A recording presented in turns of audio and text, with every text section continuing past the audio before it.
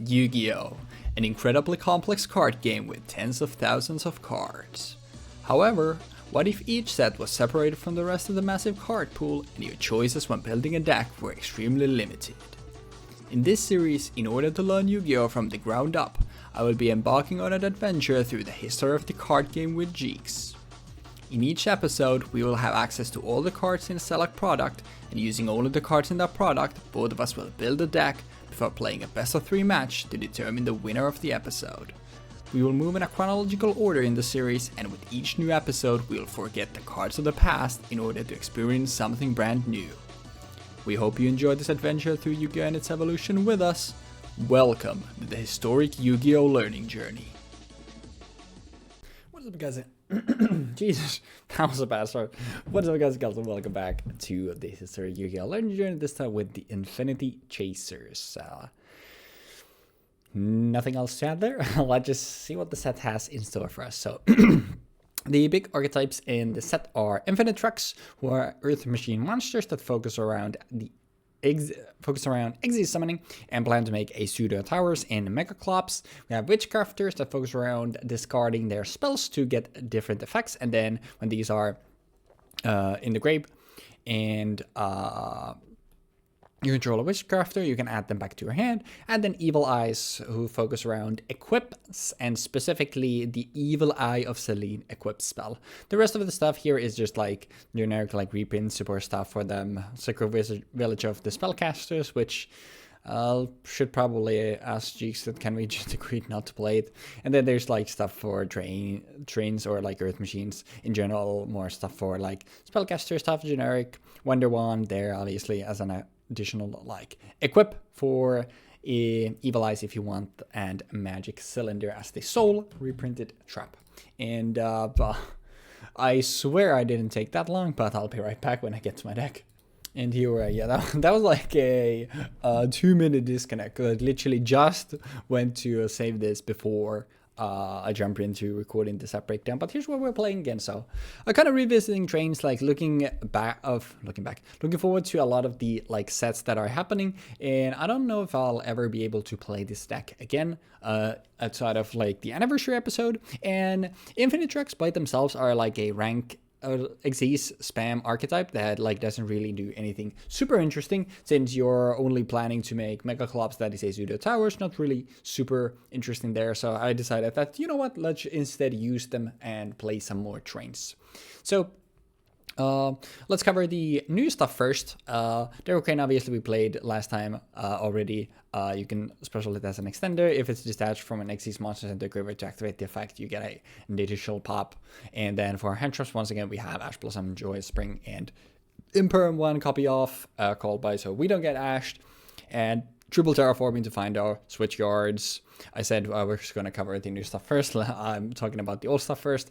Triple Bullet Train, it's just a free summon a lot of the time. Night Exercise can normally level 10 without tributing. And Flying Pegasus Railroad Stampede gets you Earth Monsters from your Earth Machines from your grave and can level modulate. Ruffin Railcar gets you searches of level 10 Earth Machines when in the grave, and it can inflict some piercing damage, and then obviously Urgent Schedule gets 2 Earth Machines immediately from your deck. Switchyard is the way we're also getting stuff out of our gray deck. Limiter removal, obviously the train connection. These here to OTK our opponent. Extra copies of those as well here, and some MSTs. And yeah, for the Infinitrack that we're playing, we're not playing a big package. Anchor Drill is by far the best one. Anchor Drill, normal special summon. You can special summon an Earth Machine monster from your hand in defense position, except Anchor Drill. You can target one machine monster you control. The levels of both that monster and this card become the combined original levels of those 2 monsters until the end of this turn. You can only use each effect of Infinitrack and for Anchor Drill once per turn. The second part, not super relevant. We can use it with Trencher to make an Earth Slicer, but for the most part, it's just there for the normal or special summon. You get to not reborn, but summon out something from your hand. which is obviously pretty nice.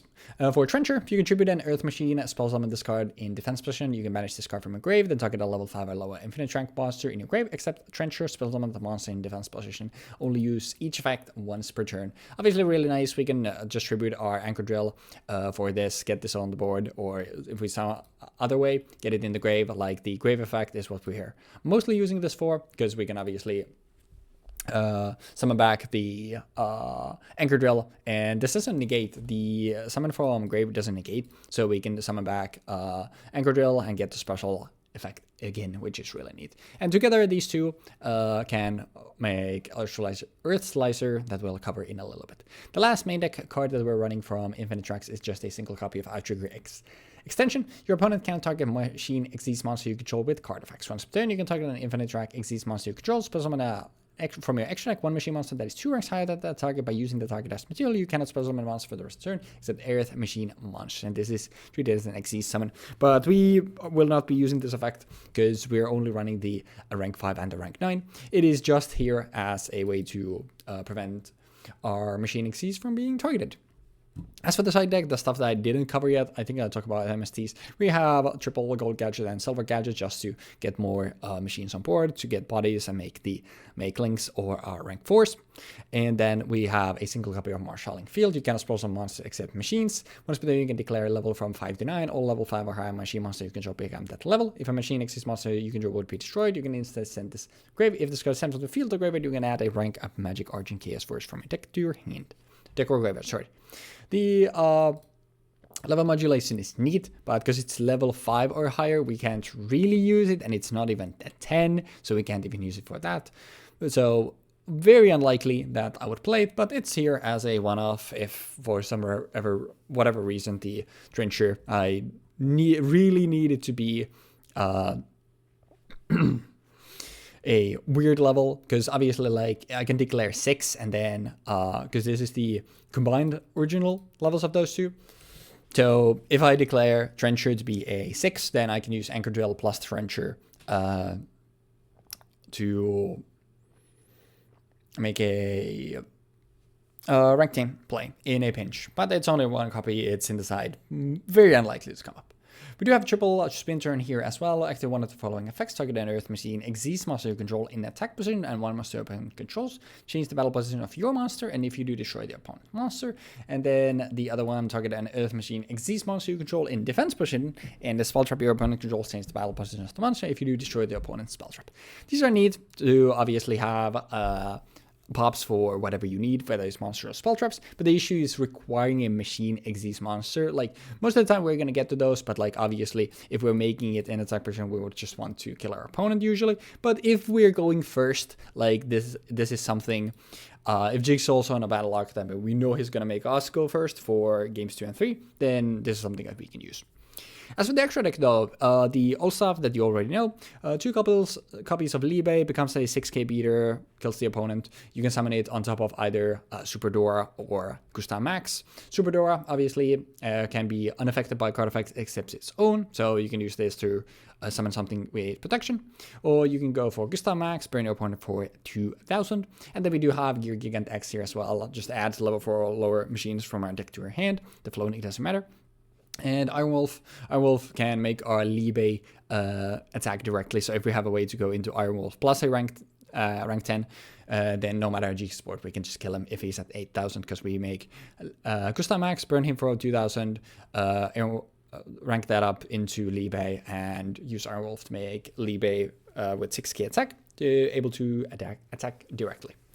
As for the, and also we have Cleave for Genius here still, obviously extremely good with Urgent Schedule, but still, like, it's just, it's unaffected with spell traps and the effects of other link monsters, and then, again, negate stuff from our opponent's board, but mostly it's just good with Urgent. The new links, I don't think we played Platinum Gadget last time. Takes 2 machines, gonna be used as a link material to turn. It is link summon during your main phase. You can spell summon a level 4 or lower machine monster from your hand to your zone. Discard points to. If this card is destroyed by battle or card effect, you can spell summon any 1 level 4 gadget monster from your deck. It's just there as extension. It's neat, but mostly it's there to be made when we literally can't make anything else, because we're not running a if we've already made your king and X, and then something like this would come up, then it would be better for us to make plan on gadget than to not do anything at all. The Infinitracks that we're playing are Infinitrack Goliath for link 1, takes 1 non-link Infinitrack monster. If the card center field or graveyard, you can target an existing monster you control, attach it to this as material, and an existing monster who's already inside the machine and has this as a material against this effect, where this card cannot be destroyed by card effects.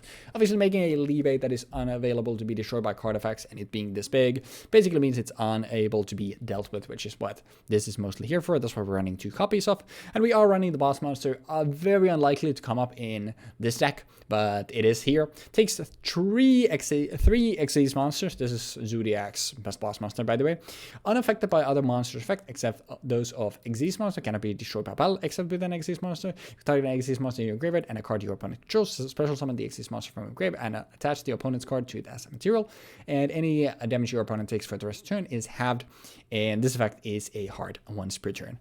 But like I said, very unlikely that this comes up in this deck. But if it does, it's a pseudo towers. Then we're running a River Stormer, Infinitrack for River Stormer. We can make this with a double Trencher. Takes 2 level 5s. When this is opponent monster by battle, you can attach that monster to this card as material. Each effect is a hard once per turn. You can detach 1 from this to take an Earth Machine monster from your deck and add it to your hand or send it to your grave. Or if this card is in your graveyard, you can tribute a Link monster, special summon this in defense position. We're probably never using the second effect. But the first, obviously, very nice. And then finally, like I said, with Trencher plus Anchor Drill, with the effect of Anchor Drill, we can make Earth Slicer, takes 2 level 9s. When this card destroys a monster by battle, once again, you can attach it to this as material. It has the same effect when in grave, that you contribute a machine link to special summon this card. But the effect of detaching is you can detach any number of materials to target that many cards in the field and destroy them. They don't need to be face-ups, they don't need to be monsters, they're just pops. And it's a 3100 beater as well, so very good actually. Like, if you have no other lines than the Anchor Drill Trencher, like, still, honestly, not a bad play to be made. But yeah, that about does it for the deck. Dude, a almost 10-minute Weebfox deck breakdown. We're finally getting there. This is how I'd like these to be, but yeah.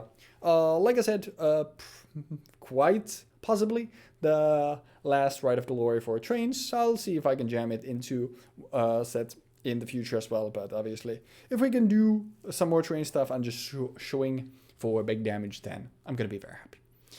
Thank you for watching Deck Breakdown. Hopefully you enjoy Jeexx as well. Why am I stumbling across my words today? And I will see y'all in the dueling zone. Okay, so we are playing... Oh, I need to turn this music off. Sorry. We're playing the Infinity Chasers. In this case, I am running the Witchcrafters. Yippee! So, here we have 2 copies of Ash Blossom, 1 copy of Perform Pal Sky Magician for Perform Pal and Sky and Magician, and then we have a Spellbook Magician of Prophecy because I don't want to be normal summoning him. I want to be normal summoning everything else. I want to be summoning him off of like Spellbook of Judgment or other cards that will allow me to summon out spellcasters. Then we have a Edel, which has the effect of Quick Effect. You can discard 1 spell and spell summon a Witchcrafter monster from your hand. You contribute this card, then target 1 spellcaster monster in graveyard and spell summon it. As I was talking about just a moment ago, Spellbook of Magician of Prophecy, I can reuse that to get another spellbook in my hand, which means that I can get stuff like Spellbook of Power or Spellbook of Fate, I think it is. Yes. And then, yeah. Now we have 2 copies of Heine, which has the effect of your opponent cannot target other spellcaster monsters you control with card effects. Quick effect, you can discard 1 spell, then target 1 face of card your opponent controls and destroy it. And then we have Madame Ver. During damage calculation, if your spellcaster monster battles an opponent's monster, quick effect, you can reveal any number of spells with different names in your hand. And if you do, your battling monster gains 1000 attack for each card revealed, 1000 attack or defense, until the end of this turn. A quick effect, you can discard 1 spell and negate the effects of all face-up monsters your opponent controls until the end of this turn. And then we have a Pittore, which is the effect of during your main phase, you contribute this card, then discard 1 spell. Spell summon 1 Witchcrafter monster from your deck.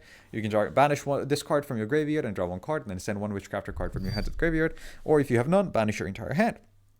Then we have Poteria, which is, Potter. During the main phase, you can tribute, discard 1, summon Witchcrafter from deck, and then if you have no cards in hand, you can banish this card and target 1 Witchcrafter card in your graveyard and add it to your hand.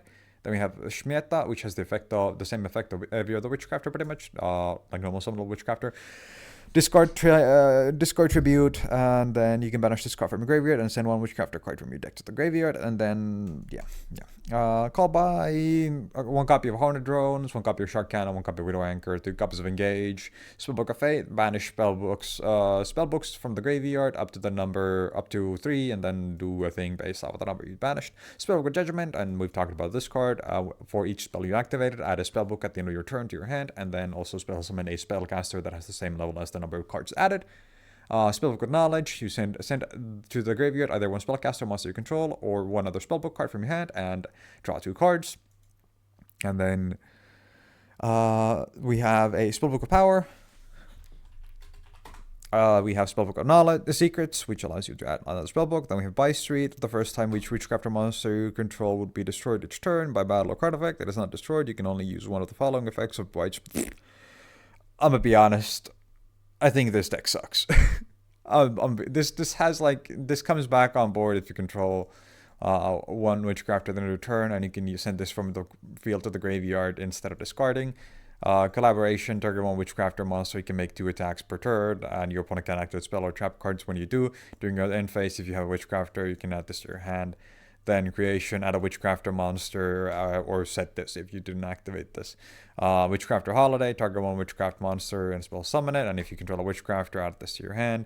Witchcraft Scroll, same thing, if you destroy a monster, draw a card, and then if this is in the field of the graveyard, you can send this for discard costs or return this if you control a Witchcrafter.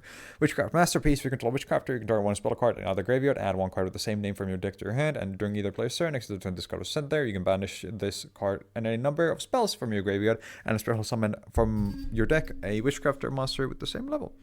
Yippee!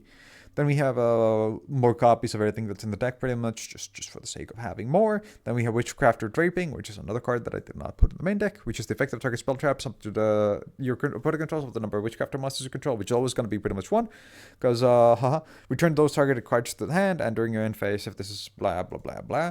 Then we have this for King of Heavy Industry, Performate Trapeze Magician from Magician, and then we have Akashic Magician from Magician, then we have Nightmares, Sky Strikers, and that's about it. Yeah, this deck was beep beep boop boop. Good luck with the games.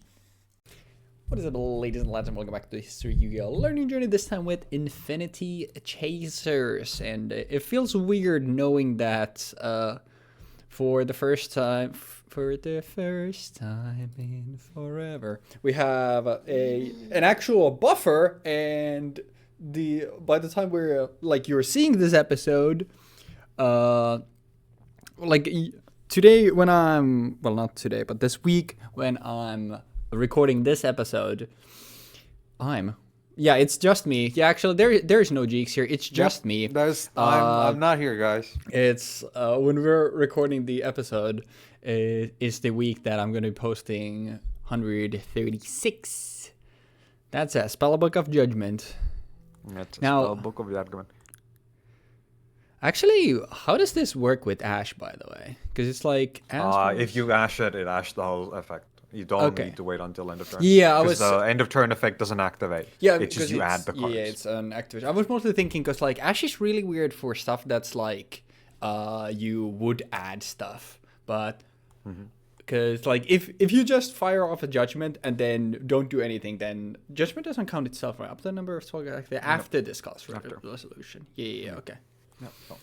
Anyways, that purely hypothetical out the way. Go ahead. I have nothing for Judgment. Okay. I'll just leave this here for now. I would like to activate Witchcrafter Creation, and I'm putting a counter on this.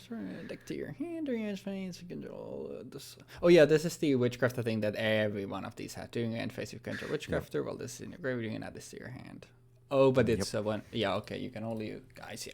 Yep. Go for it. I add a Witchcrafter monster from my deck to my hand. I would like to add Witchcrafter Shmietta. Then I would like to normal summon Witchcrafter Shmietta. Shmietta during my phase can discard spells, plus more Witchcrafter for a deck. You can banish it from grace, and okay. That's fair. Normal is fine. This says some. Oh, this one is the one that doesn't have needs you to have 0 cards in hand. Oh, that's weird. There's some Infinitrack synergies. Yeah, there's a card in here that says, "Oh, you need to have no cards in hand to use this effect," and it's like, why? What is the point? But yeah, I can attribute this to blah, blah, blah, blah, blah. Dump one to the grave here. That's not too bad. What do I add? I spell something with this. I send a Witchcrafter card from my deck to the graveyard. I get to add 2 Witchcrafter cards. There's an argument to be made that I shouldn't have used Judgment this turn, and I should have used next turn, and because I'm gonna have 2 more cards that I can activate next turn. Pretty sure. Bold of you to assume that you will get a next turn. Nani! This is modern Yu-Gi-Oh! Actually, wait, are we in 2020 yet? No. Shit. This, Never mind, then you're this. fine. Spell summon a Witchcrafter monster from a deck. Yeah, this is your pitch for the... Yes. Yeah, okay. It happens at the same time. So. Yeah, makes sense. Yeah, nothing there. You're good to go. Okay. I spell summon out a Witchcrafter card. Any Witchcrafter card, mind you. Speaking of like weird things to Ash on Spellbook of Power doesn't work, right? It works on the second effect, which happens when you destroy something. Oh, so you would have to Ash when the... Oh, I see. Okay. Yeah. That's something that I was actually looking into when I was making this thing about gotcha. like Shmieta, normal summon Shmieta, Spellbook of Power. Can you Ash the Spellbook of Power then and there? And if you can't, 2.8k's Beat Stick that adds a card is pretty good. Yep. And then if it is going to get dealt with, then you can just like, all right, I'm getting out of here. It's pretty cool. Yeah. Yeah. I would like to summon out... Yeah, before I did the set breakdown, like I'll be honest, like I did not know an archetype called Witchcrafters exists. Oh, I see. I would like to spell summon out a... If I do this... Yeah, I'll do this. I'll spell summon out Edel. Well, I like the color scheme of this. You can discard spell from a hand. Tribute. You wear a special. Each is so much. For some reason, I was thinking I was going to activate 2 spells this turn, but I didn't end up doing that. Yeah. Semicolons were costs, right? Yes, anything before the semicolon is a cost, pretty much. Gotcha. So, or activation condition. So right now, for example, I can discard a spell. Yeah, like the discard would be a cost. Yeah. And then the tribute effect would allow me to recycle Shmieta, for example, from the grave. Yeah. Cool. But for now, I'm going to banish Shmieta. Oh, I actually... You mind if before I do that? Thinking, because I'm thinking about Edel right now, because Edel has a quick effect that I can spell summon something from my hand, which is pretty good, but it's not exactly what I want. You mind if I change that? That's fine. No worries. I would like to instead summon out a Hane. Hane is fine. Because for some reason I was thinking both of the summons were instant speed. I'll summon her in here. And then now I activate Shmieta, banish Shmieta to send a Witchcrafter card from a deck to the graveyard. Is this okay? That is fine. Okay. Then I would like to send a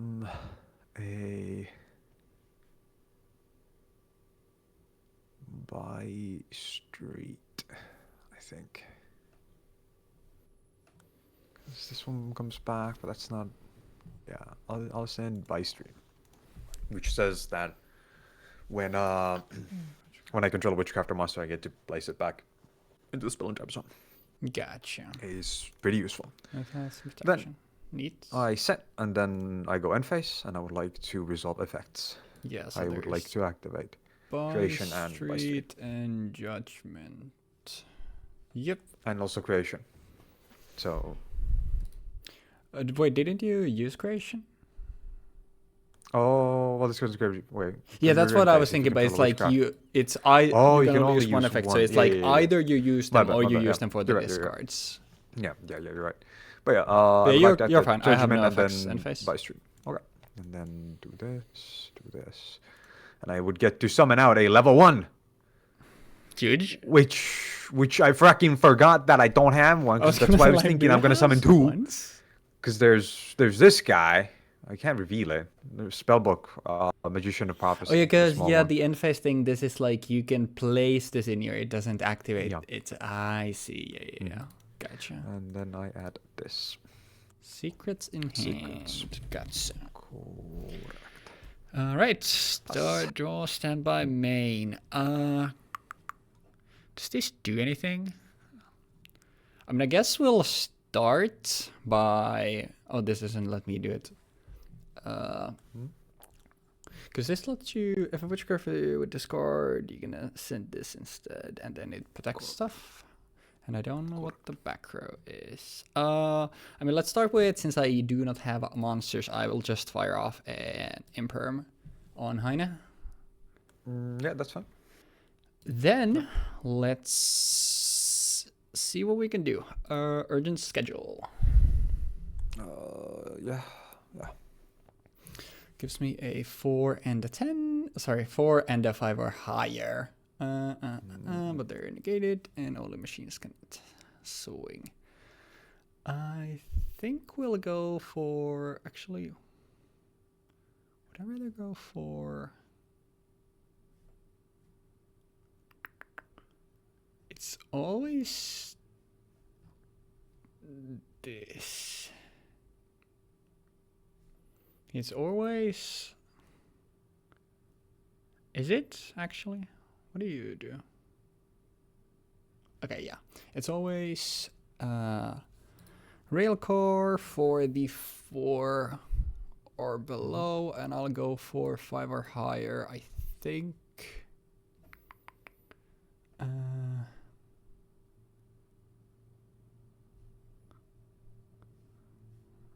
Which one makes more sense? I think I'll go for Bullet Train.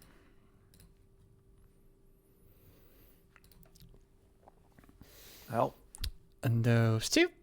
Then, actually, shit. I was supposed to do the... Are you fine with... I forgot I was supposed to do Switch Yard first. Then I would do this. Yeah, you go for it.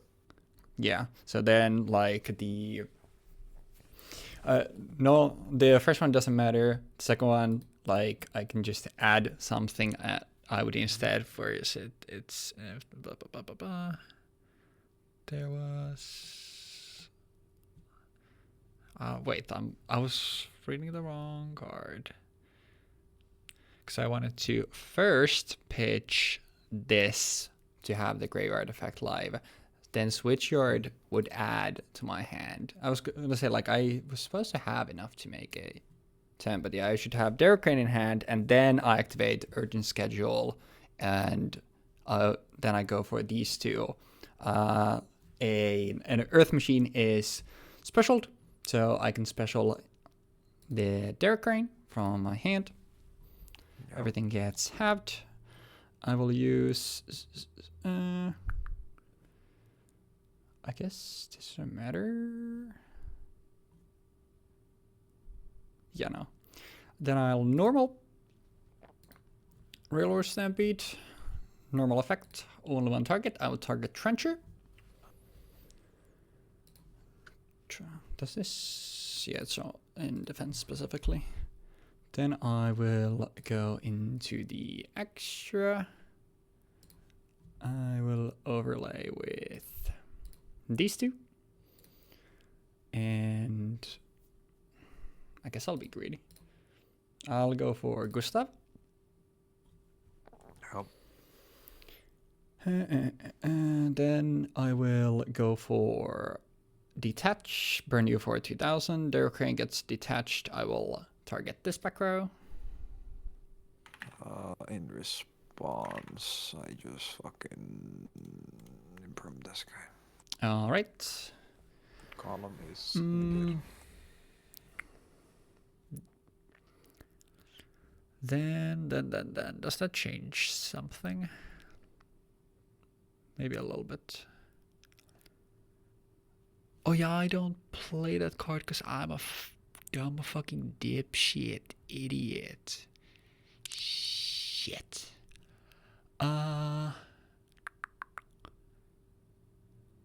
Sure. We'll use... does it matter? It does. I'll use Trencher. And I will make Infinitrack Goliath.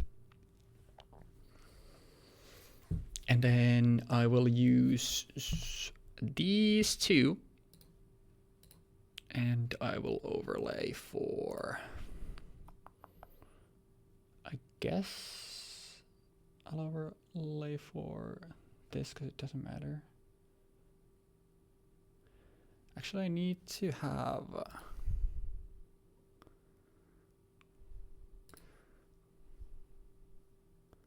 this protects your thing. Oh wait, because I can do. I don't think it still kills, but whatever. I'll do your Gigant X. I will detach Railcore to attempt to search. I'll search for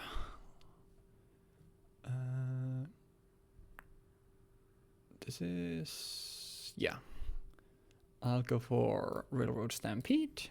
Just have something for follow-up. I'll go Liba here. How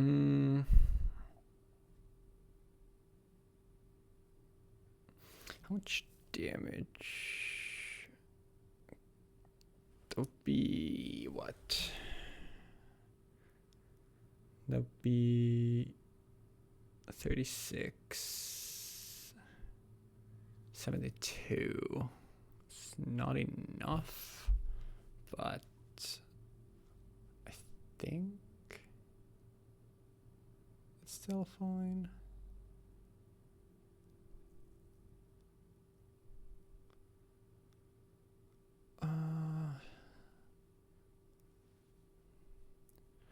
Before we do that, I guess I'd rather. I've used this, so it doesn't matter.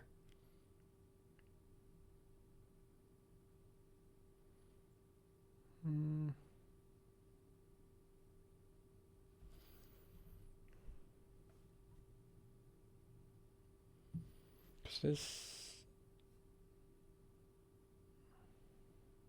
Yeah, I have used this.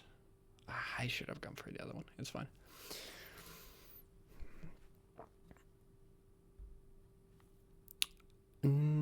I'll detach from Libe to use the effect, so nothing else can swing for the rest of the turn except this, and it becomes a 6,000, 6,000, and it can swing twice. So I'll swing for this, which gets protected for first time for 36, and then I'll swing another 36, in which case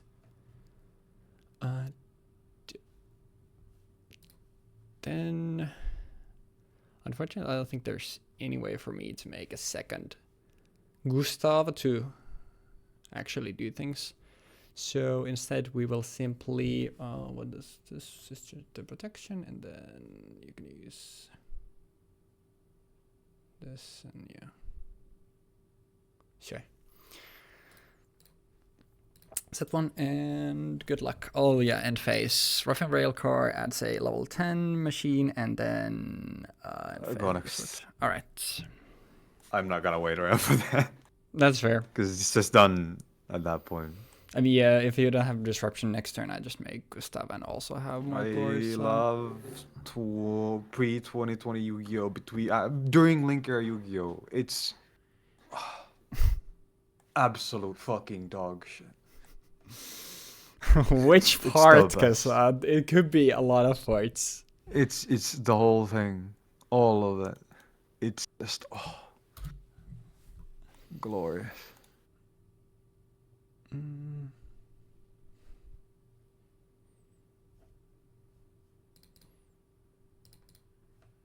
I'll do this.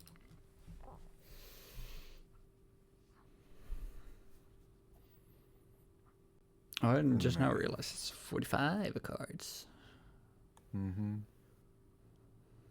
Well, this is an interesting hand.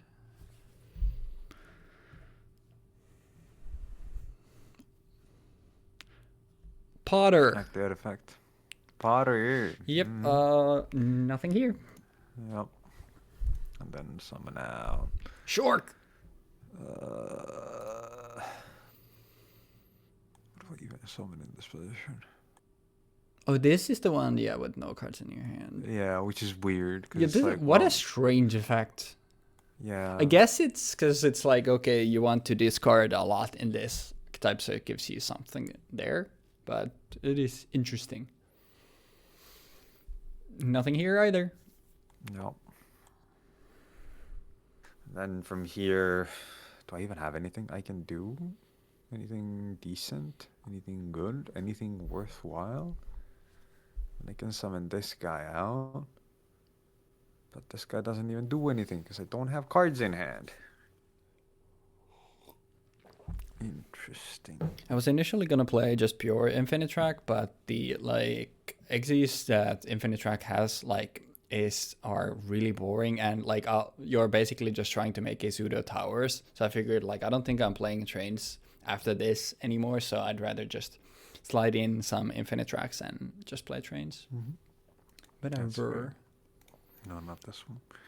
This one is about real spells. 1,000 for each. Jesus. It's really big. Sure is. And then I set one. And I pass. Seems pretty good. So, spellcaster battles, you can reveal spells in your hand only, I guess. He discards spell negatives all face of your. Damn. Yep. That's pretty good. That's pretty good. Well, let's give it a shot. Urgent schedule. Yep. I will go for a. You didn't draw the ash? Damn, bro. Damn. Well, this time I don't have switch yards, and you do have negate, so you probably survive, but we'll do what we can. And then we'll this time actually go for Derek Crane. Face up monsters your current controls. Okay. Then we will go for a. Actually, we'll start with this. Since all monsters control our Earth machines, I'll special out Bullet Train. Mm-hmm. I will. I will tribute my ruffian rail car to a special from my hand, a trencher. A different tribute, not that type of tribute. I'm not that degenerate, okay? And I would do it. Honestly, I respect it. I'll go for. Actually, you will try that. I'll normal Railroad Stampede, targeting the only legal target, which is Ruffian Railcar. Is that okay? What the fuck do you even get for that? Doesn't matter, I go for it. Yep. Mentally ill decks that have infinite amounts of recursion, so a single negate doesn't do Listen, anything man, anymore. I'm just going choo-choo, okay? I legitimately think I hate trains. Damn, poor It's Rada, man. insane how trains went from being a goofy. I talked about this last time. I do remember. Trains went from being a goofy archetype that you bust out and you're like, this is dog shit, to being like, yeah, then I play this guy and then it plays this guy and then it plays this guy and then it plays this guy. And it's like you actually took the thing that the Yugi boomers were talking about, which is the old trains are the thing that the Yugi boomers talk about, which is I make a big dumb idiot and it hopefully wins me the game. I go bat bat bat. And then you can't really deal with it. And now this literally is what happened in the eyes of Yugi boomers. Except it happened specifically within this one archetype. In a very condensed manner. Love Slop. Also, this should have been here, not here. Then I'll go for. I mean, it doesn't matter which not, side, I think. Probably not. I'll use these two. I mean, you still have to negate. I need to kill it, so I can't. I'll go for these two. I'll make once again The Gigant X. The Gargant X. I'll detach Ruffian Railcore, attempt to add. Go for it, yeah. I'll go for deepa-doopa-dee-doo-da-da-doo-da-da. Honestly, I'll go Anchor Drill for this one. Oh, you cannot declare attacks this turn. You activate this effect except for XYZ monsters. Oh. Yes. I didn't know that was a part of that. A lot of the time it doesn't matter, obviously, because of what's his face. But I mean, at least if you want to negate, then you gotta negate. But I also don't know what you have set. But I'll just go for this, and I won't have that, but I think that's fine. I'll detach once again their crane, and I'll attempt to pop this. You're popping this? And then burn you for 2,000. What the hell? I mean... We've been here before. I mean, I don't think it really matters, so... Yeah, I mean, if you have a spell in your hand, then it might, but most likely not. I will still go for Libe. And if I do need to go for this in order to actually get rid of this thing, so I will detach to give it the attack boost. I'll negate all of your cards on board. Yep. So it remains 4,000. Can still swing. I guess the protection is gone, so whatever. So I'll swing over. I'll go main 2. I'll set 1 and end phase. I'll just add a 10 and a something from my grave. I'll add from my grave Derek Crane, and I'll add from my deck a Night Expression Knight. Crazy! Wow! The resource loop is kind of fucked. I legitimately think this is the cringiest deck that they ever created at this point. Not because not because it's not cool. I legitimately really like trains, but it's like you had a thing going, and instead of having the thing now, it's just slop. It feels as you put it. Yeah, it feels weird playing this because it's it's a like go second swing big OTK deck, but whereas like the what's his face. Whereas, it doesn't matter, I don't think. Like, Heroes didn't have this kind of recursion until the next fucking cards that they get. Yeah, I'll just... And it's like, what? I'll end phase do this to pop the monster. Whatever, I don't give a fuck. Yeah. Do whatever the fuck I mean, you it want, would bro. be... Where anyway, I drew my one off. That's... My That's one lovely. off, level 5. Yeah, I mean, let's have this. Doesn't have any utility because I can't get it out of my hand. I had anything that I'd ever want. Playing this just feels like I'm like very similar to Galaxy Photon, but also I have recursion. I don't actually need to spend everything to do what I want to do.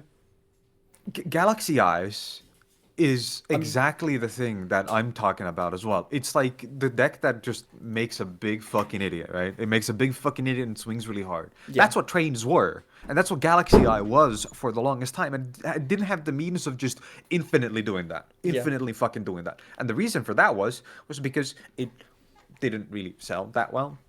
Because like people didn't really like Galaxy Eyes. And a lot of the cards that were in the Galaxy Eyes like brand were fucking insane. So obviously you can't really be supporting that. And then instead they create a new archetype, a new fan favorite archetype that goes from there to becoming what is essentially the de facto I make the big guy and swing go brrr, and then they give them every single fucking effect under the sun that allows them to actually play their game plan without having to commit half of their hand, and then also makes it so that they get all their resources back, and then they have means of destroying cards on board. Just because you played your deck, you get to destroy cards on board. There's no cost to destroying cards on board on this deck. You make Gustav masks, you discard, you detach Derek Crane, you pop a card. You literally go +1 on a trade where you should be paying a cost. Mm-hmm. Like that's the kinds of cards they filled this deck with, and it went from being goofy, haha, I make Gustav Max, I burn you 2K, I make Dora, go brr, to being what is essentially the culmination of a deck designed by a fucking Timmy.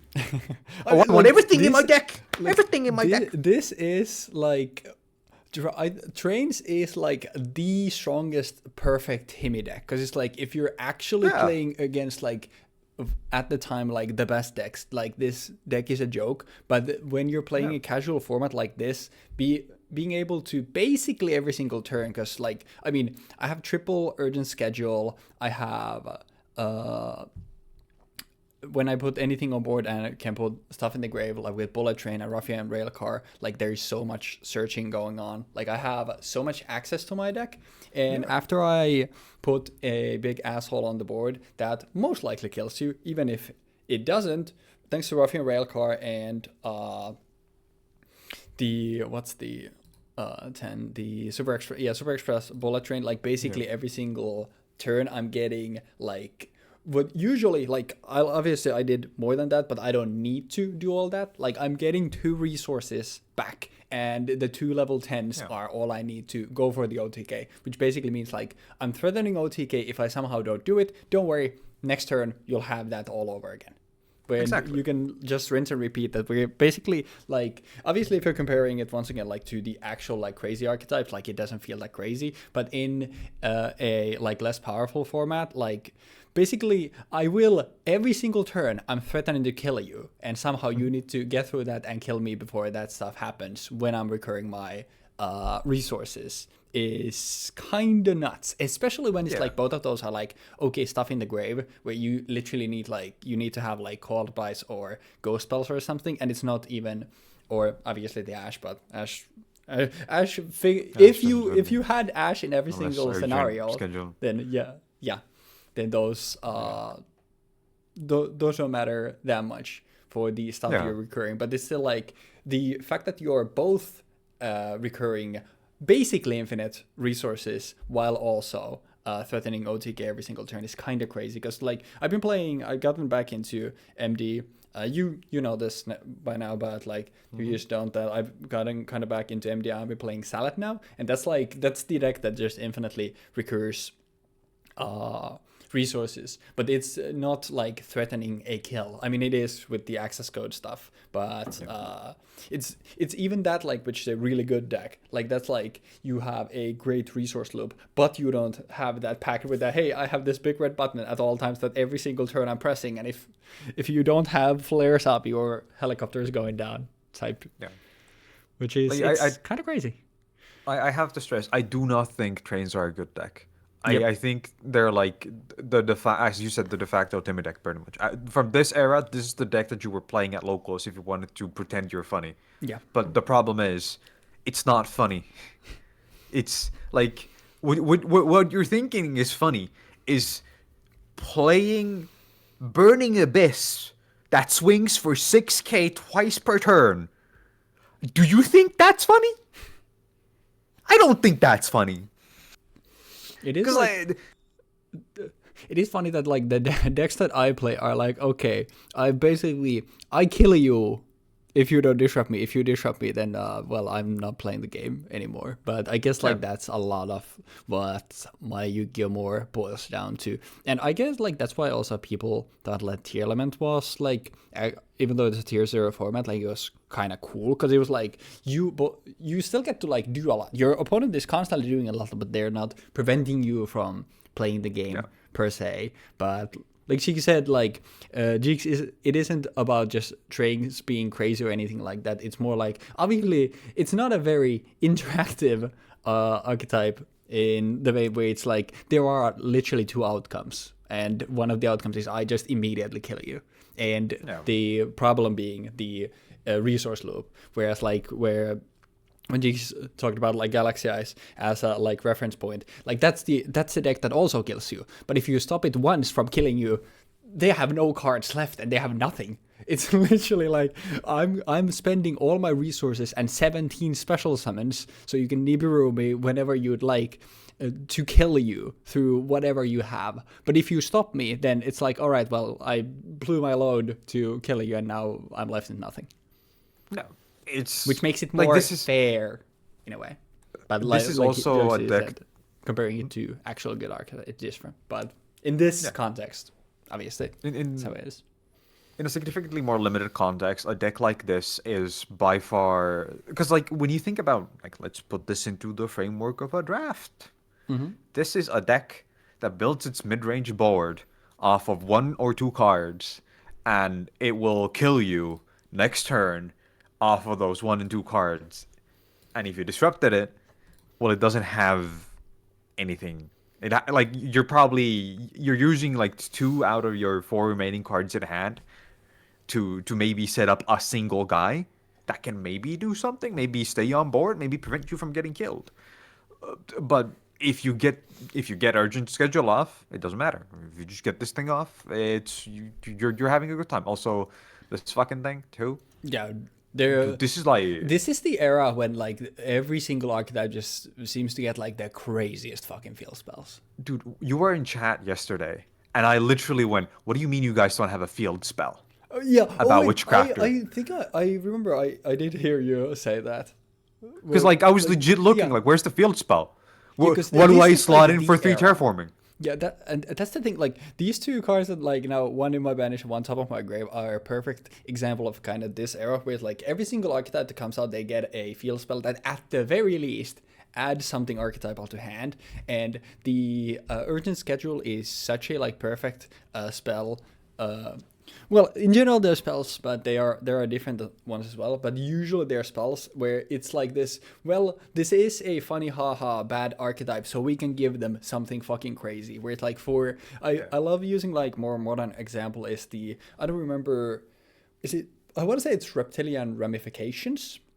But it's like, Reptilian is a notoriously bad archetype that, like, it plays reptiles and it focuses around your opponent's monsters need to be at 0 attack. Like, that's basically what the archetype does. And it's famously very terrible archetype, so they get a spell where it's like, it's a modular card where you get to pick 2 modes from 3. 2 out of 3, Yeah, it's 3 modes. You get to pick 2 of them. It's Rhoda, add an archetypal monster to your hand or an archetypal spell to your hand. No level limitations in either of those. Yeah. Or the third mode is just change one of your opponent's monsters attack to 0. The thing that your deck wants to do. And it's like a card like this where it's like, hey, it's a Rhoda for literally any card in your archetype. You can have 2, 1 monster and 1 spell. Or you can do one of those and then do the thing that your archetype wants to do. That's not something that you could never give that to an archetype. Or you do, then you have a Pelarino, and it's like, okay, well, why does this tier element field spell have 3 good things that it does? And that's why it's a tier 0 deck. Same thing with like, I don't remember what it's called, but like Kashtira, I don't know why that set they decided like every single field spell that we give an archetype here, 3 modes, all of those 3 modes are good. It's like, what the fuck are we smoking? But it's like those type of cards in general are what like you can't give archetypes that are good, but because at the time before urgent schedule came out, trains were a lot funny haha archetype. It's like, hey, yeah, sure, you want to go second anyway, so this only works if your opponent has more monsters than you do. You want to go second anyway, it doesn't matter. It has a limitation, only limiting you the machines. It doesn't matter. Once again, you want to play machines. It's like, all right, sure, some special 2 from your deck onto your board, and even has the insulation where it's like, if you for whatever reason set this and it gets sent, then you also get to add the thing that you literally want to add from your deck to your hand. Like this is quick play spell, so you can even use it if on your opponent's turn if you want. Yeah, for some bullshit. Which is like it's this is a like insane card, and like after this, like before this card like trains were the funny haha archetype. Then I think this Derek Crane and something came out in the same set, and then it went from a funny haha deck to like, oh. Yeah, this deck, it actually just kills me if I don't have the disruptions. Where did Dueling Book go down? Or did I just explode? I think Dueling Book went down, yeah. Okay, well, good timing on us, I guess. Well, bro, why is it always like around 6 o'clock on Monday? On Monday. Maybe it's maintenance. Maybe it That's is, maintenance, and they just don't announce it. Yeah. But yeah, sorry. That was I was yapping for a long time. You were saying something? Uh, I'm not sure entirely on which, but yeah, like the main point being for me, obviously, the fact that like I was looking at this deck and I was thinking, oh, I can maybe make something because there's spellbooks in this. Mm-hmm. And when I was looking through the entire set, I looked through all of the Witchcrafter cards multiple times, and I was genuinely baffled that it does not have any like innate field spell. Do they And get one later? They even don't. apparently huh? not. No. I Which is guess that's crazy, why really. I never heard of this archetype existing before. Also, dude, They get like I also loved. I remember I was like listening to the stream when you were talking with. I don't know who we were talking with, but I do remember multiple times like, "Hey, this card is pretty good," and then he went like, "I don't have access to that yet." Oh, wait, they do have a good fusion. Yeah. It's like, yeah, I don't have access to that. It's like the couple things that are like, "Hey, they can do this." Is like, oh, yeah, that's cute. I can't. everything past like there's a card that says when an opponent activates a card or effect that targets a spellcaster, you can you control with an effect or targets it for an attack. You can target one card your opponent controls or one Witchcrafter spell in your graveyard. Special summon this card from your hand, and if you do, return that targeted card to the hand. Seems pretty good. You get protection for this, and then it also bounces itself back to your hand, so you have infinite recursion with this card. Oh, There it okay, is. cool. There it is. And then Welcome the to the next club. card. They're level 1, which would have been fucking ace in this set, by the way, which would have been really dude. nice to get off of my Yeah. fucking Spellbook of Judgment. Tribute this card, discard one spell, or some Witchcrafter, blah, blah, blah. You can banish this card from your graveyard, and one Witchcrafter spell from your graveyard. This effect becomes that spell's effect when that card is activated. Yeah. Okay. I mean, Yeah. that doesn't sound like something you would want to do. I don't. Think. And then they get another wave of support apparently, where they get a new quick play that says special summon one Witchcrafter monster from your hand, and if you do, your opponent cannot activate cards or effects in response to the activation of your spellcast monster for the rest of this turn. And then during your end phase, if you control a Witchcrafter monster, you can add this card to your hand. And then there's one more spell. Fusion summon one fusion monster from your extra deck using monsters from your hand or field, including a Witchcrafter monster. And if you control a Witchcrafter, add this card to your hand. What does the fusion do? When a This spell fusion is effect kinda good. is non-fusion. Okay, one of the That's the field units spell. each of. Yeah, I was literally gonna say, wait, the fusion is just a field spell of legs. Yeah. I mean, like this is literally like this is the like once again like bad archetype give like a perfect support card. It's like, oh, these are the things that you want to spam these effects on your turn anyway. And now when you have this thing on the board, you get once per turn you get a pop, you get a special of literally any of your. Actually, no, not any of you, because Heine is a level 7. Yeah, and but these the have- one that you then summon can immediately go into Yeah, the bigger exactly. one, and that counts for the activation of an effect. Yeah, it's which you like- then lets pop. Yeah, this gives you pops, this gives you bodies from the deck, and this gives you recursion for your Witchcrafter stuff from the grave to the hand. If you've actually So- used it, which then obviously you wouldn't be able to use it add it with its effect. Like this is literally like this is the perfect support card, because it's like, okay, everything your archetype was lacking or wanted to do more, here you go. But like you said, like this is literally reading this card is like this could just be the field spell. This is what Revolving Railguard feels like Pretty when, much. when it's on board. Pretty much. It's kind of crazy because, well, like this card, when you look at it too, it's like, well, when you activate a card, When? you get the effect. Yeah. So or spell effect. You don't even have to activate a spell card. You can activate effects, which means that your continuous spells also trigger this thing So, in the graveyard. I want to see how close, because if you'd look up a card called Mayakashi Mayhem, which is a continuous trap where it's like if a zombie synchronous is spell summoned, except from the extra deck, even during the damage, you can apply one of the following effects, and then like it's one per turn. It's like, so basically what Mayakashi wants to do, hey, on your opponent's turn, get stuff from the grave. It's like, okay, once again, you can do all of these ones, but then either draw one, set a spell trap from your deck, except a copy of this, send one monster your opponent controls to a grave, burn your opponent for 800. Like beneficial kind of beneficial stuff. Once It's like per this is another card that like feels very similar to what the Witchcrafter was. It's like, all right, these let's just give them like stuff like you can do all of these shit once during your turn, just go crazy. Okay, there is Go two. ahead. Because I really wanted to see if it was so like, funny. I wouldn't have been surprised if these were actually from the same set, but no, Makashi Mayhem is 2020 and Witchcrafter Fusion is 2022. But I was That's so old. That's so new. yeah, it is. I was thinking this is a fucking next year kind of card, but no. I guess no. I guess in 2022 there were still Witchcrafter fans around. I mean, when you look at these cards, It you is can fair. It is a, immediately- you know, I can see why people like know that. what- And to be fair, like conceptually, like the playstyle, like I said, I didn't know they existed before this. I would like to put up my apology video. Like conceptually, honestly, I think a pretty cool deck. Yeah, I mean, I have to also give it up. This is the exact kind of deck that I would like to play. Like it's a deck where I'm sitting. I summon a monster, and I'm like, okay, I set 2, I pass your move. I get to play my game plan in response to your game plan, and that is literally like, it's like the perfect kind of Yu-Gi-Oh deck in my mind, where it's not just a combo deck. It's very fair, and it's like it's kind of funny because like both of obviously like your stuff had either used this for the discard to get the other thing's effects, and then you get end phase, you get it back to your hand, or use the effect itself, and then some other things can recur it later. But it's like it's something It feels about like a like the recursion happening. Like it's obviously also there's limitations to your recursion where.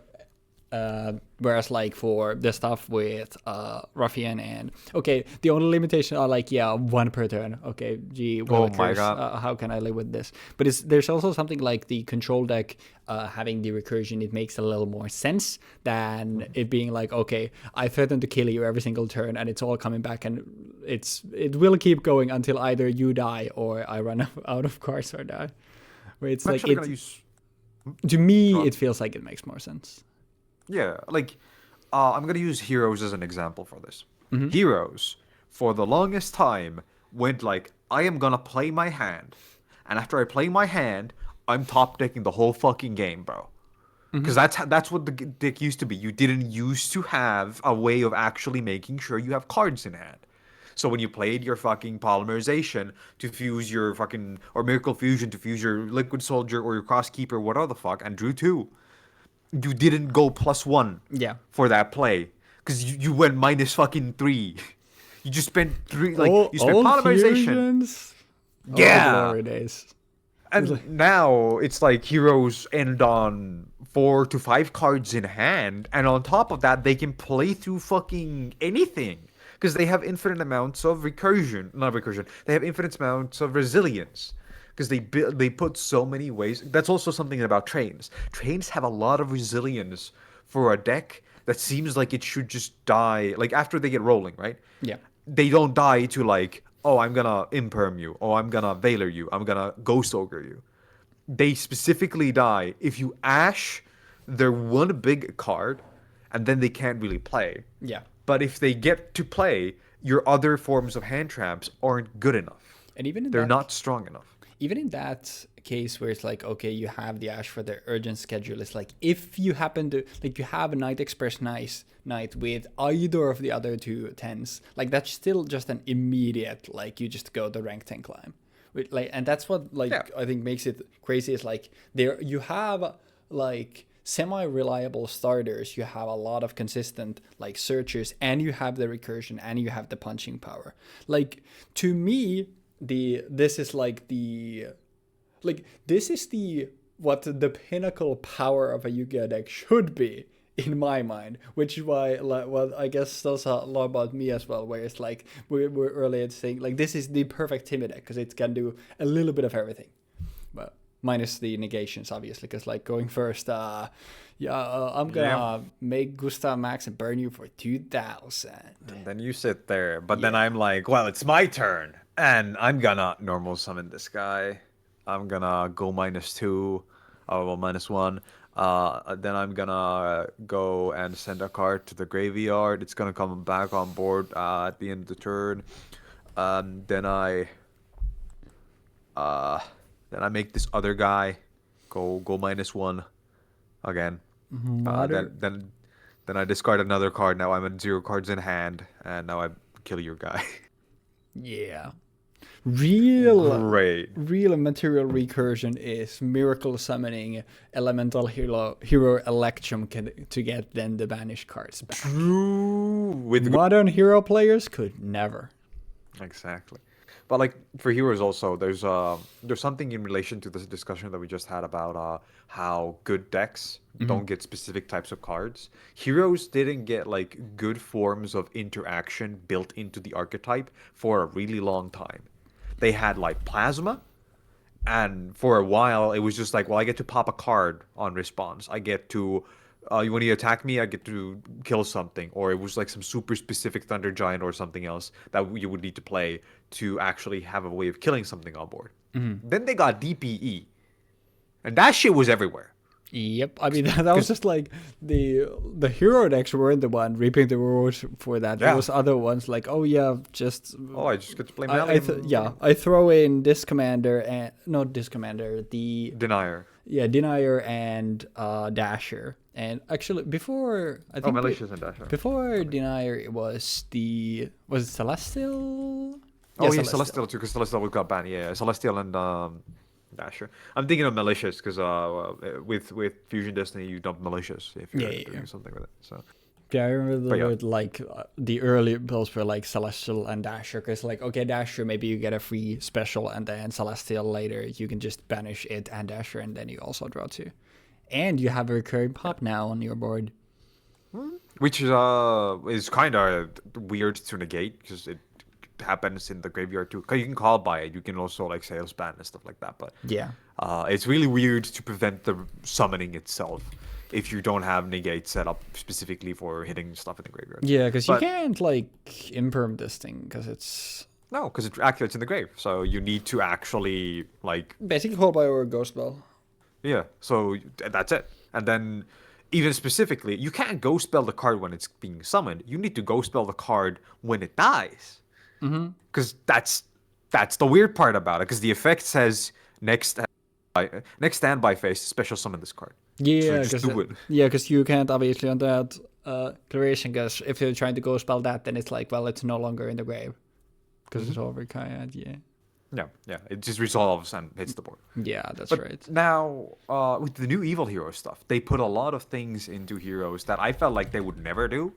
Like, I don't think the Neos card is good. I don't see myself being able to play this card. But the fact that it says, cannot be restored by battle card effects. Oh, the Neos Lord.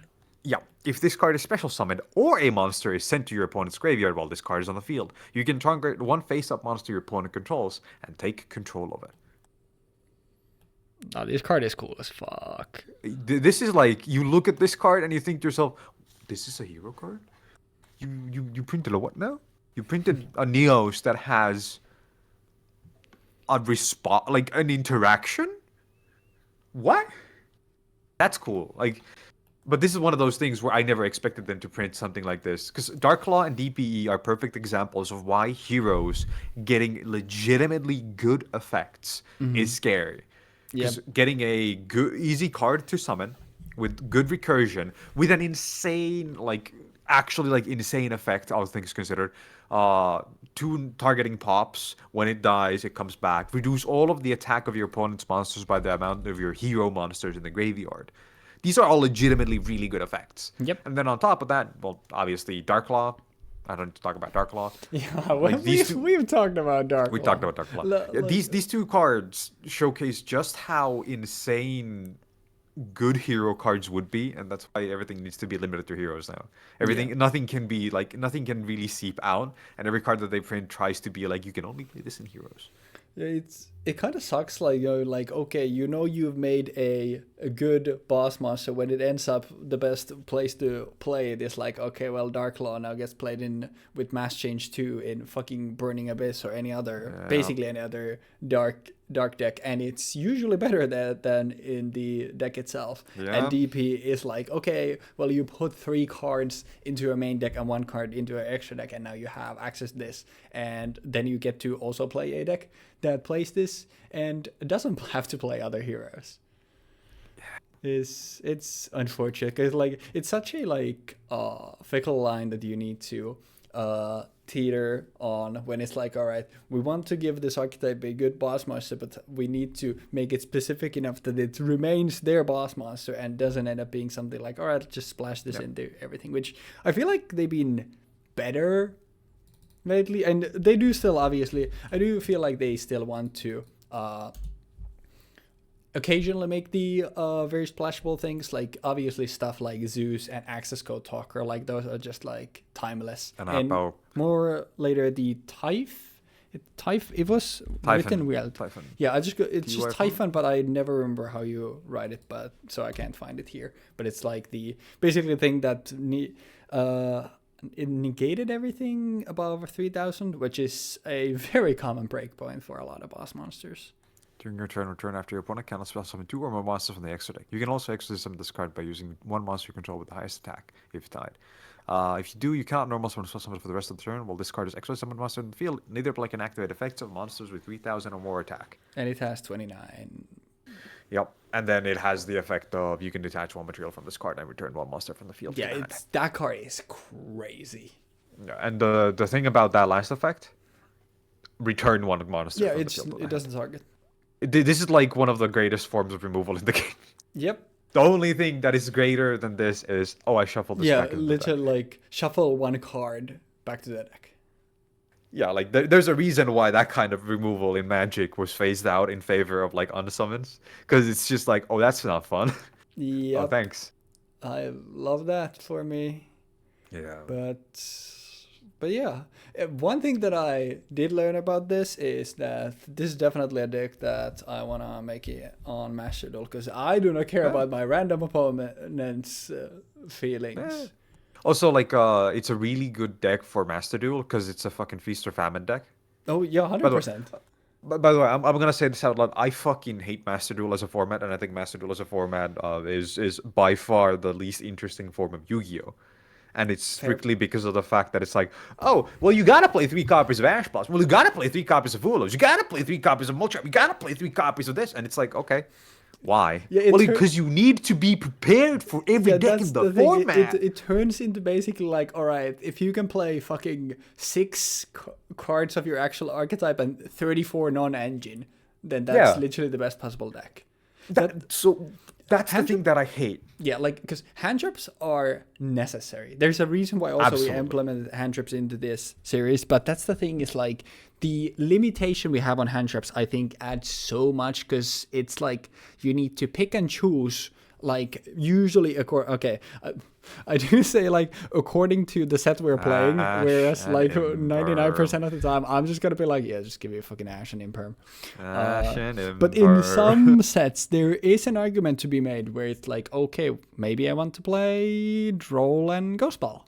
Bro, I should have played Veiler instead of Imperm, because I could have summoned Veiler with Spellbook of Judgment. Honestly, there is an argument for that, because, like, for example, like, let's say we get to, like, I play, like, a branded Despia, like some of the early builds that want light monsters. If in the set, like, there aren't many lights, for example, then it would be like, okay, I'm going to play Veiler instead of Imperm, because then I can use Veiler in a pinch for something. Yeah, for example. And then, like, or Ghost Soaker, because, like, I need the lights or something. But, like, just the fact that Grandma. Yeah. Grandma is also a good one. And especially, like, if there's, like, a way to... if you have a way to also go... let's say the set actually has Omega or something, and then... Or some other stylization, then, like, there are arguments to be made for stuff. But, like, a lot of the time, obviously, it's going to be defaulting to these two. But still, like, there is still a choice that you have to make, and we can't just go, okay, well, I'll play 3 Droll, I'll play 3 Ash, I'll play 3 Veiler, 3 Imperm, 3 Nib, and, well, there's a lot of links here. I'll throw into Phantasma, yippee. It takes a lot out of it. I think a good example of... Because, like, I go to locals sometimes to play the game, right? Mm-hmm. You still play Infernoble and Heroes? basically, Infinitrack also? and Hero, yeah, combo decks, yeah. Mostly just and DDD, but I don't have a DDD build right now, mostly Oh, because I gotcha. don't have. Yeah, they But got some yeah, like really some recent cards, right? banger fucking cards too. They're like some of the best I did support see they've that. ever made. It's like the Queen Machinex was one of the very newest wave, I think. Yeah, So yeah, it's this one stuff. card combo. It pretty much makes the entire deck run Okay, off they of also one have card. fucking. I thought this was King Zark Crisis, but no, it's King Arc Crisis. Well, yeah, that's because they got a Zark equivalent, and it requires one of each. Oh, this is it. Yeah, 4 Faint Monster, Yeah. 1 Fusion, 1 Thinker, 1 Nexus, 1 Pendulum. It's cool. It's cool. I Oh, think yeah, this. it also has 4 of this one- these. Jesus Christ. Yeah, we're going fucking ham now. But yeah, like whenever I go to locals, I try to think about, oh, what are we actually playing? Who is playing what? Do I have any idea of what I could actually play that would deal with the thing? And I don't go and put that shit in my main deck because I play a real video game where in the real video game I get to go like, okay, so I'm gonna play my core game plan with these as my chosen hand traps because these are evergreen and I'm gonna keep them in my deck and I'm gonna side deck these things, and then when I'm playing the game against somebody who's playing shit that I don't like, I get to side my shit in. I get to side in 3 Cosmic Cyclone against the Fire King player. Yeah. And then I'm like, okay, cool. That's a video game. That's a good video game. Because that format where you have 15 cards in your side deck, that's a, surprisingly, as this series is a best of 3 format, I think that's what makes this good. Imagine if we only played best of 1. Not even best of 1, but like specifically best of 1, a best of 3, but no siding. Like who in their right mind honestly, best would of play 3 with that? no siding would be really good. It's like, okay, well, I clocked in to a bad matchup and now I know my ass is getting beat. Yeah. I'm going back in. There is nothing I can do. It's like, well, this is gonna be fucking myself. awesome, man. I do also. It's like. Yo, go ahead. I was gonna say, make a joke. It's like bringing fucking Gigafast Pokemon into a Trick Room fight where you only have a Tyranitar in your team, and you're like, oh. Yeah, interesting that you would make that reference. I wonder if something like that would happen ever in a series, specifically like episode, I don't know, like episode 31 or 30 or 31, and something like around episode 30. Maybe it would even be like the ultimate episode to a generation. That would be crazy. That would be if something crazy. That would be insane. Like that happened. Yeah, I also do think like it's part of the. It's also like what's pretty charming about locals, or like something like that, where it's like if it's a format or an environment where you know some people, because like if I got my ass beat by a back row deck 3 weeks in a row in locals, like I'm rocking up. My side deck is like Harpy's Feather Duster, triple Cosmic Cyclone, triple Twin Twisters, triple Lightning Storm. Like something about this kind of endearing about that, whereas like the closest thing to Master Duel is like, okay, most meta decks die to Droll, so I'm gonna throw in Droll, but it feels a lot like less soulful than something like, all right, this fucking runic player is beating my ad, I'm gonna kill him. Either I open some of my side cards, or I beat the guy to death when he walks out of the game store. They're like, those are my 2 options this week. I'm not taking another loss. I think that's fair. Beating up the back row player. Yeah. Okay. No, but totally, we can agree on that. So, I think that because I'm gonna call out Oka here. I saw the list that Oka made for you, and when I saw Red Reboot, I was like, motherfucker, who in their right mind plays like 14 hand traps, of which 3 are imperm and 2 Red Reboot? Dude, you're not even playing the game. You're gonna draw 5 non-engine and sit there being like, oh yeah, I get that. Yeah, oh, I get that. oh, I get that. That's the thing, is like, okay, well, I don't get to play, but it's like, if, God forbid my opponent tries to play some engine, it's like, yeah, no, I have draw for that. No, I'll imperm that. No, I'll Ashblad. No, I'll have reboot here. It's like, neither of us are, because that's the issue that like, you explained perfectly. Like, that's the issue that I also have with like when it goes to, at that point, like, it's just like slam your deck full of non-engine. At some point, this goes to that. It's like, okay, well, some games, like, on my first turn, like, I just don't have plays, but I sure as hell make sure that the other person doesn't play either. And then it just turns into And then it's such a like top deck. snooze fest. Like why the fuck are either of us here? We're not playing Yu-Gi-Oh. Yeah, like I genuinely don't think that's the way that people should experience Yu-Gi-Oh first and foremost. Yeah, And it's just kind of a shame that this is the premier format for a lot of people. yeah, like they said, it definitely like I think Master Duel is like by far what I'd argue probably over 80% of people. Actually, it's probably even higher. I'm gonna be honest. I'm not fucking buying cards. None of those people are buying cards, and that's because those cards are expensive as fuck. That's another thing. Is like, cause it's like you can just boot up the free. Obviously, it's relatively slow to get new decks on Master Duel, but they do like put out structures and like in the occasion where it's like you actually have a decent structure, 15 gems to get a good deck is like that's not too bad. Whereas like. Yeah. You're trying to get a tier 2 deck in real life, and it will always have some shit like that'll cost you a pretty penny, which it's not only a lot cheaper to play Master Duel, it's also a lot easier when you don't have to go out. Maybe you don't have even an LGS near you, maybe it doesn't really have a budding Yu-Gi-Oh scene, and it's a lot easier where it's just like, yep, just boot up the online sim and that's it. But obviously, it's not the same. Like, that's one thing that we need to establish, and always like, hey, it's like playing cards with people online and playing physically in the same space it's two totally different experience. Like, if I had $70 billion and every single time we do one of these, we could rip like, all right, both of us are gonna open 3 booster boxes of the set that we're playing, and then we're built from that. Like, I would love to do that, but unfortunately, something like this just isn't feasible for physical cards.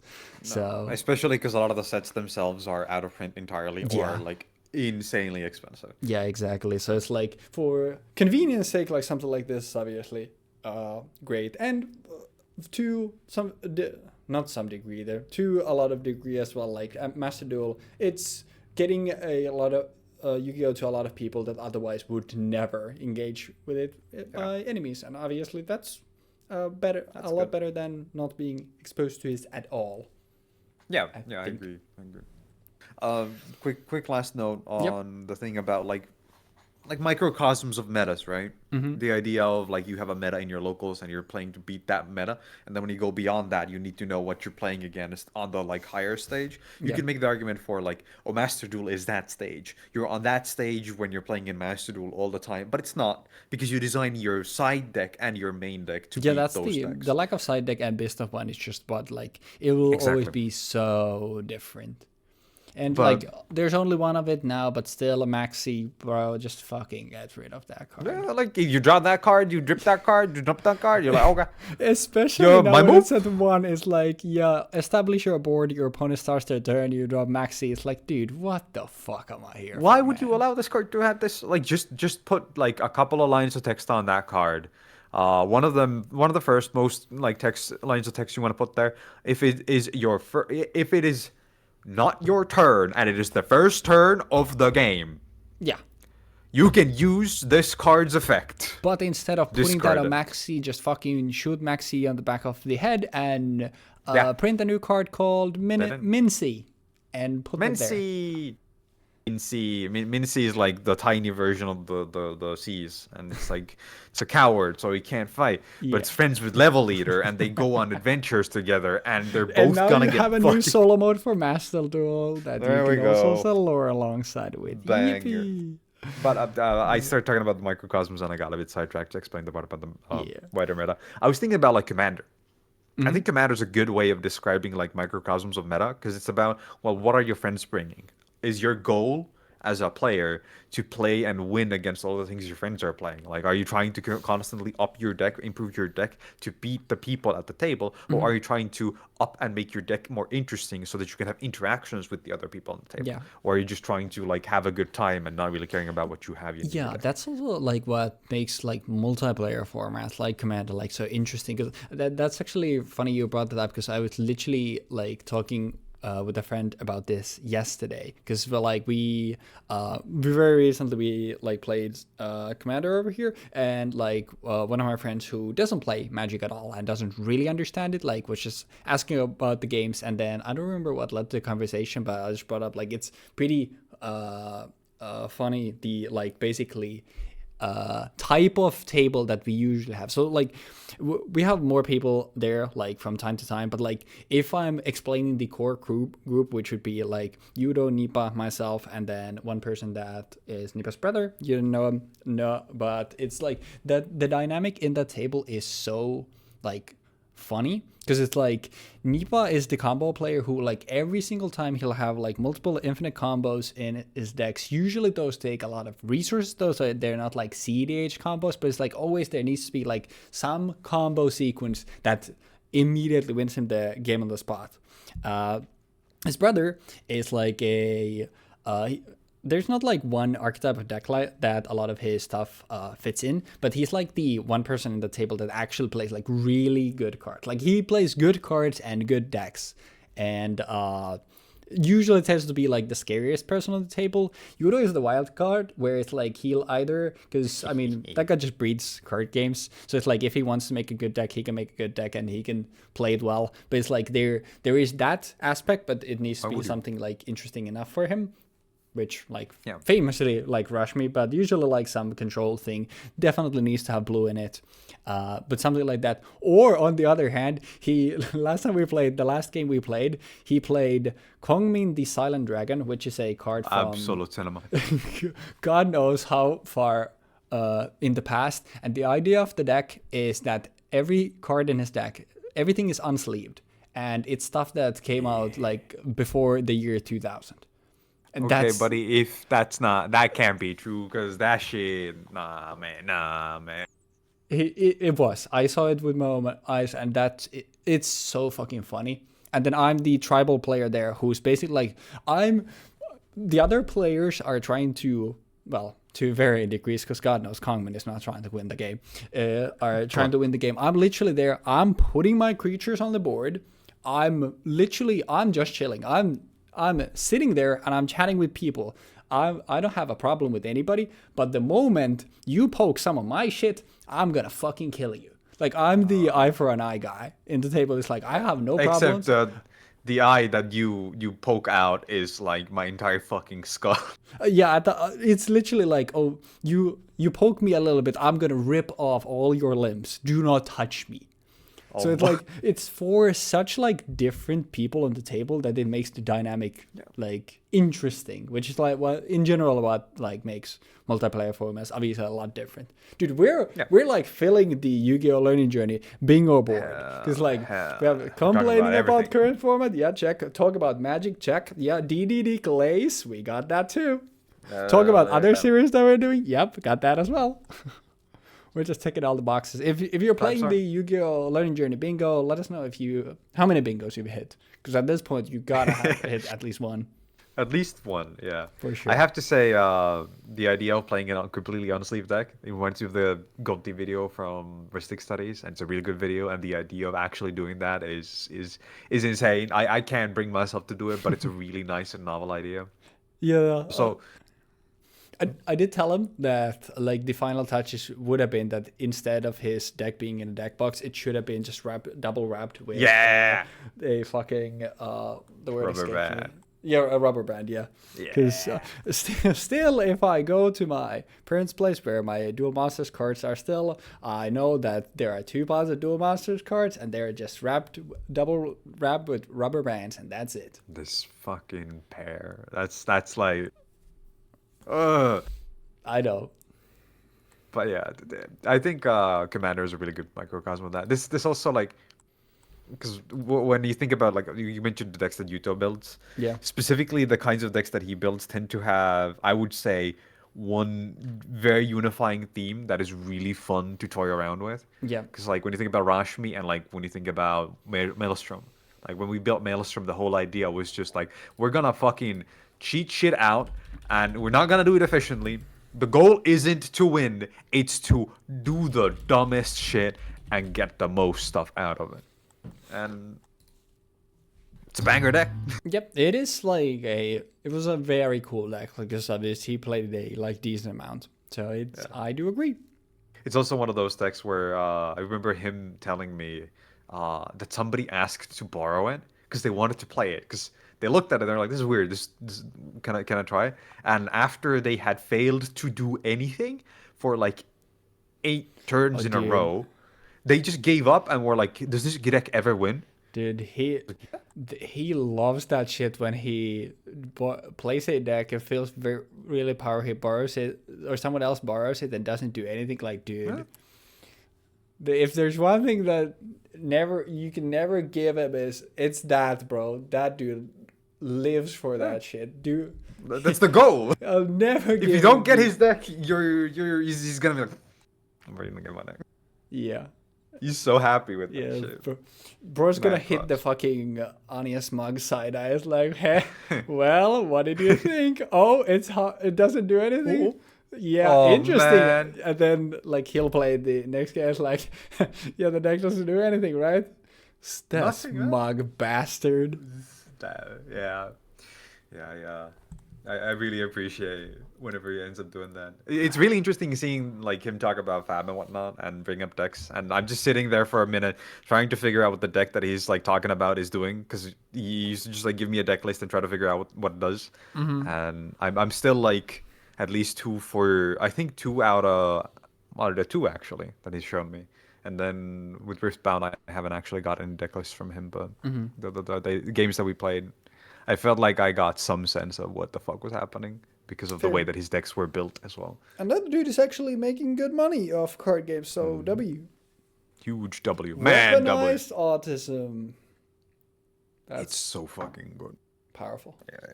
But yeah, a lot of yapping today. I mean, it was just more trains from my side, more stuff that you guys had obviously seen before in Sister Stuff the Rose. But like I said, like, we'll see about what I end up playing in the anniversary, but beyond that, like, I think this is basically it for trains. Like, they don't really get anything after, and obviously, like, there will always be, like, go seconds, kill your opponent, battle out the gates, so I'll have my fill of that, but the next deck building back actually has one. It's called, I'm pretty sure, MathMex count for that. Oh, yeah. That is something that's definitely might see somewhere along the line. Smile. But for next week, we will actually have a dual power, which, if I'm not mistaken, it's one of the like bigger sets with like just a bunch of stuff that we've seen thus far. Oh, this one, yeah. I know this one. So that'll be interesting. Yeah. And if you look at all the new cards in here, there's some that are actually kind of cool. Yeah, and I'm realizing that kind of funny. We were talking about the parallels between trains and Galaxy Eyes, and well, let's just say that we might be seeing the parallels in real time. Despair. Can't wait to fucking blow my entire hand into not doing anything. Yippee! You know what? I'm gonna fucking pound for pound you. I'm gonna go play normal heroes. Oh shit! With Grand Merge. Shout out the. I'm gonna shout myself. I shout out the tier list I made of the archetypes that we've seen thus far. Well, until the like start of 2019. In the series, and it was like elemental heroes, evil heroes, and destiny heroes were like pretty high up, and then it's like way down the line is fucking mass heroes, because motherfucker Darklaw, man, Darklaw ruining everything, bastard. Anyhow, I still have some lessons to plan, and we've been yapping for actually I think longer than what our actual games lasted for, which is, you know, that's when it's a good episode. But thank you for sticking with us all this way, and we'll see you next time for Dual Power. Anything you want to say to the good people, Jeexx, before we get out of here? I like trains. Yippee! Good ending. Yep. That's where the train comes in and fucking kills me. This is where I put the 3D edit of a train like running out of the screen into the viewer. Dude, I swear I've talked about like 5 different instances in this series, and because if they happen in these like matches, like I never end up doing them because like God knows my lazy ass is not watching through all of the match footage to actually find these. So it's like unless they're at the like very start or very end, I never remember to do them.